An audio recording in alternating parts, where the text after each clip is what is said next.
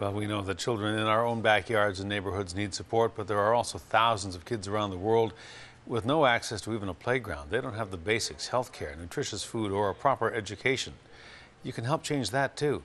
So far, Vancouver Islanders have generously committed to sponsoring 418 children during the World Vision campaign for children. And we're asking for your help to reach our goal of helping World Vision help 2,000 children in the world's poorest countries by the end of next month. A News reporter Louise Hartland continues her look tonight at life in Honduras, seen through the eyes of a desperate child.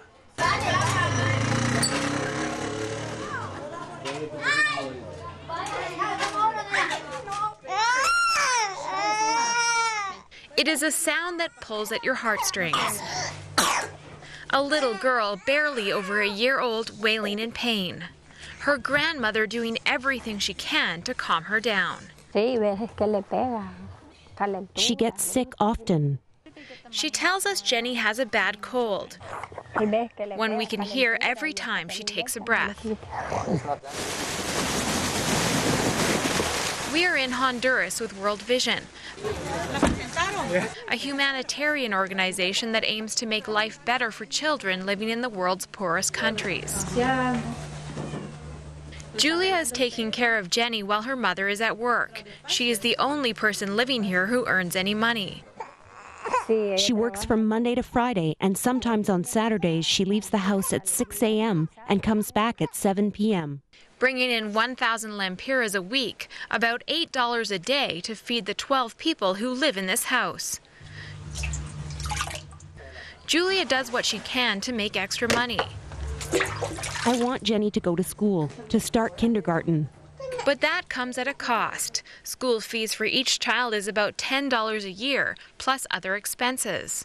I get worried when they have to go to school because you have to provide them with uniforms, books, shoes, everything. The family has been struggling to make ends meet since Julia's husband died 5 years ago. They live in a small house with 3 beds. This is where Jeny sleeps.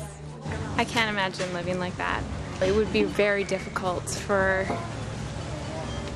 me to, get used to sleeping in a bed with 4 other people next to 3 other beds with 8 other people in them, because that's how you have to live here. It's how you have to survive.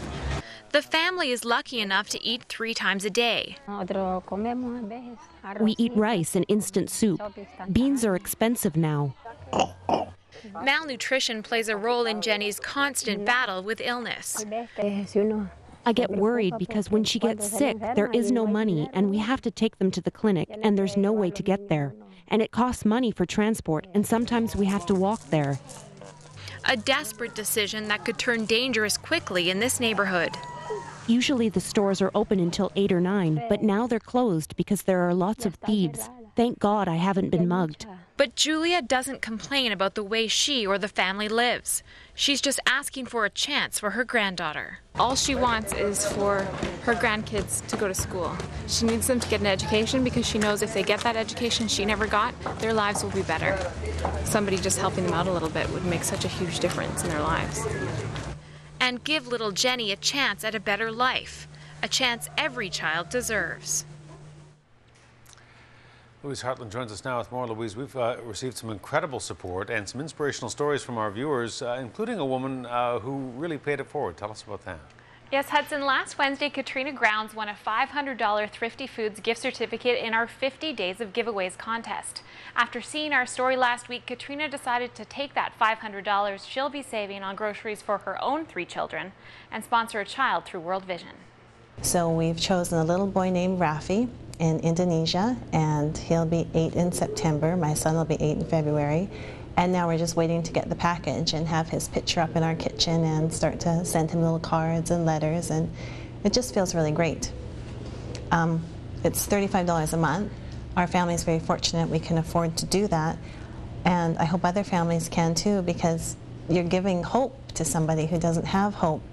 And for our children to grow up seeing that they can make a difference by it's just a $35 check or credit card payment every month, changing somebody's life and giving them a better chance. We hope Katrina's story will inspire others to sponsor a child as well. It's as easy as making a phone call or signing up on the World Vision website that's on your screen right now. I'll be back next Wednesday with another story from my incredible journey. That's All it. right. Well, we applaud Katrina for what she's done and everybody who's helped out, and we know more will as well. Yes. Thank you, Louise. Take care.